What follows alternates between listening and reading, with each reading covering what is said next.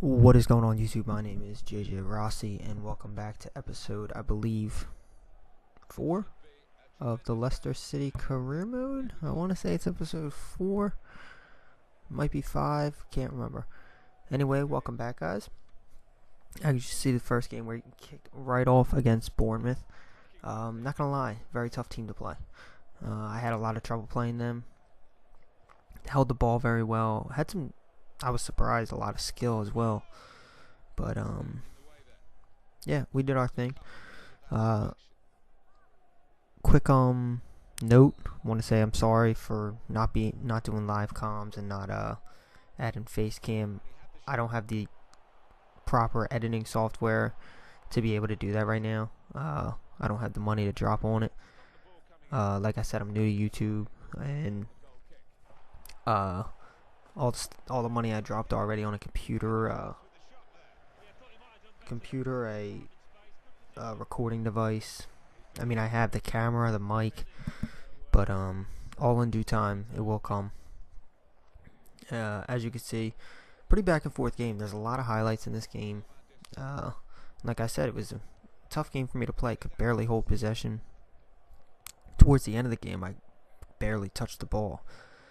But I'm still fine-tuning some things, and yeah, we're doing our thing. So this game we're going with the normal lineup that we usually use. I think we started Iheanacho up top at striker. Cannot remember. I recorded this a few days ago, so can't exactly remember who started and who didn't. I lost some of the game footage in the beginning again. Finally, as you guys can see, fix that up for you a little bit. Right here, they get a nice shot, and Schmeichel hits it over the net. I thought that was going in. When I was playing, I'm watching the screen, and I'm like, oh shit. Schmeichel with another big save, and right here, Schlupp gets it.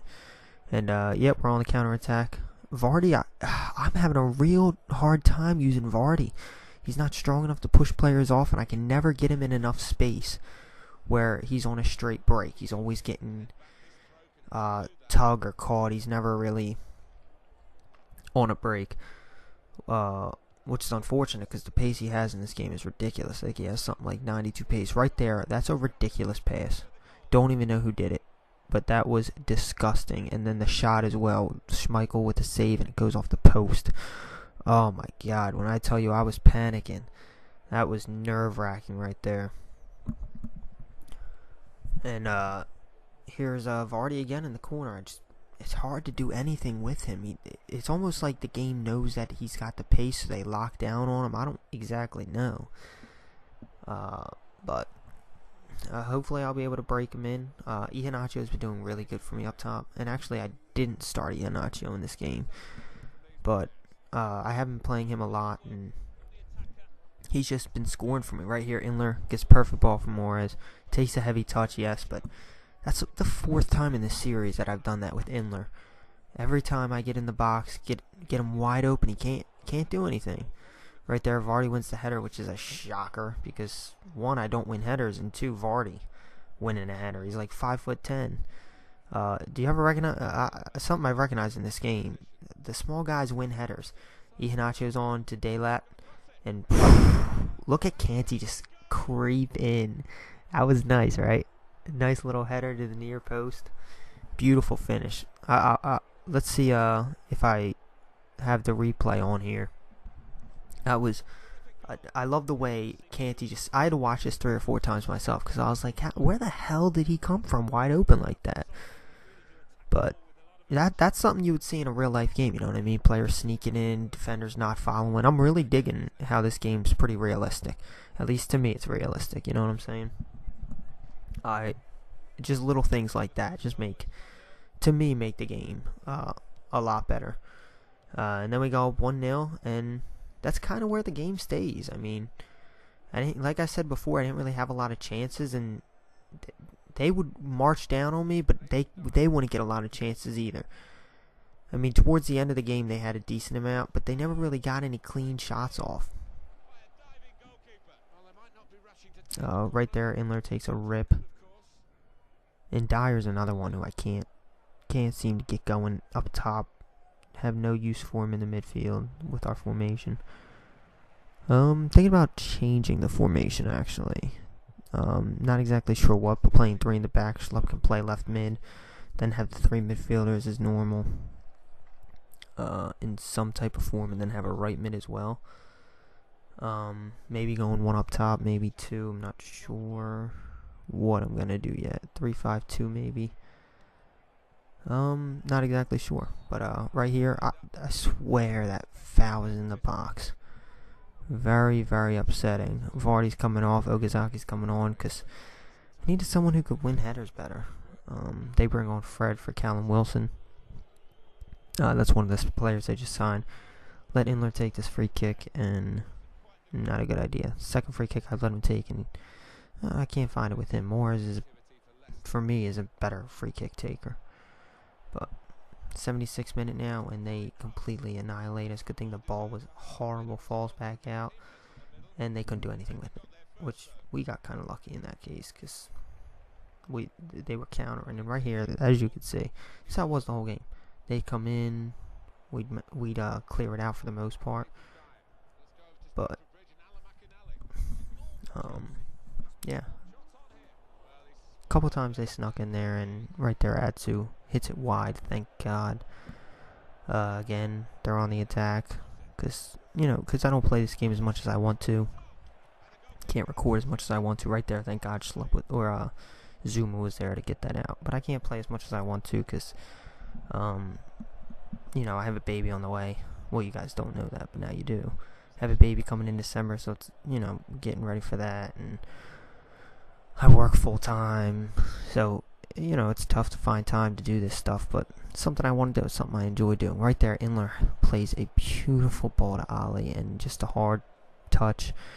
Plays it out to Kanti, though, puts it back in, and Okazaki. Not enough power on it, which is unfortunate, but still nice. They clear, and that's the end of the first game. Pretty good. Right here, we go to some training. But yeah, back to, I would love to bring you guys more content, and I'm working on it. I mean, all in due time. I am going to try to upload every day. But then it's just, like I said, with planning for the baby and everything, and, it's just a lot to deal with. But that's not going to stop me from doing it. Right there, we saw Dean Hammond, 32-year-old midfielder, 68 overall. We're trying to move on from the old guys, as you can see, bringing in the young guys. And we saw him for, I think, 625. He was valued at 700. No big deal. We'll take the cash and run. Iheanacho goes up to 70 here. That's exciting. Schlupp is a 71 on his way to a 72, and Ali will be a 70 by the end of this episode, which is extremely exciting. Due to the decent amount of highlights in the first game, there's not going to be as much in the second two, but there wasn't really much going on in the second two. Bournemouth, the first game, it was tough. I had a lot of problems with it, and because there was so much going on, there was a lot for this video. But this game, we get off to a great start. I love when people text me in the middle of a fucking video. Put my phone on silent real fast. Anyway, we get off to a great start against Aston Villa here, and I'm playing. My fiance's watching me, and she's like, "Oh my God, this is like the best start you've ever had." And I'm sitting there, yeah, and I'm gonna blow it. And man, let me tell you, I really thought I was gonna blow it. Right here, as you can see, our starting lineup: Iheanacho's up top, Ali's getting in there, and that's really it. Everything else is the same, as it always is. And this is their lineup. Something, they gotta change who they make the captains, because like in this, for their team, Nzongbi is their captain. I just found that a little weird, because Mika Richards would clearly be the captain. You know what I mean? But anyway, also I was paying close attention while I played this game to Amavi, because it's a player I was looking at getting. So why wouldn't I check him out. Just change into the next song here. And yeah, free kick. Missed it again. Corner kick. Right back out to Morez. Plays it back in again, and goal. Look at that. I like that goal. Haven't been winning a lot of headers, but Iheanacho's been doing it for us, man. He really has. What a signing. And his potential does not lie in this game.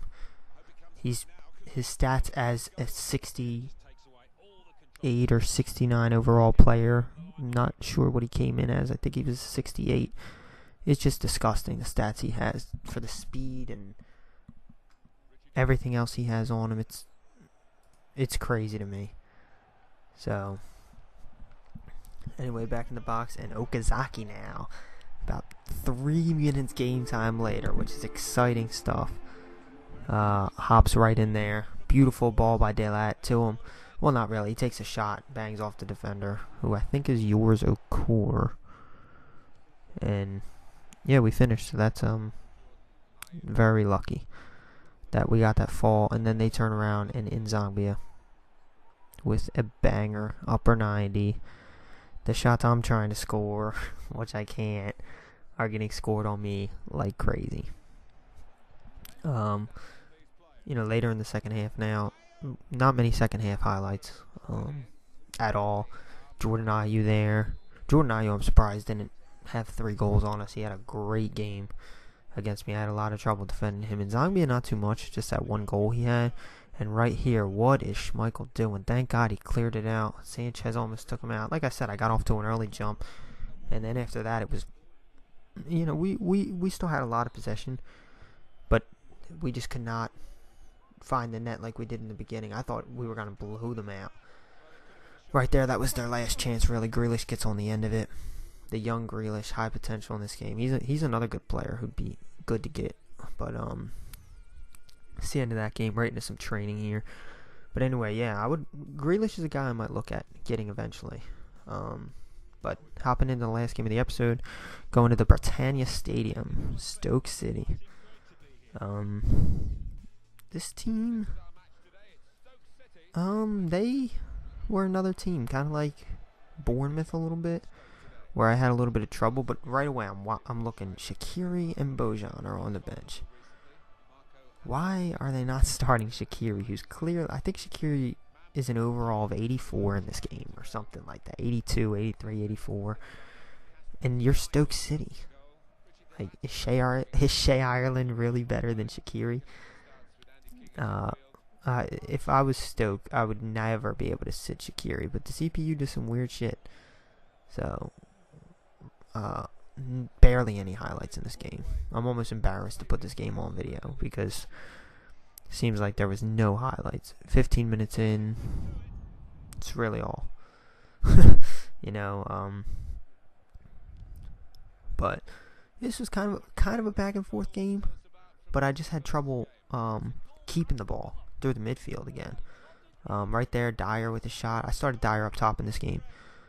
Just trying to get him going somewhere. I need to figure out a spot for him coming off the bench mainly because he is only a lone player and I want to get our guys a little more time. But at the same time, there's not many guys I have options for to use other than Dyer off the bench.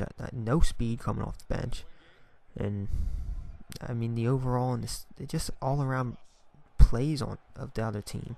Right there, Arnautovic. Oh, man. Right there, I thought they scored.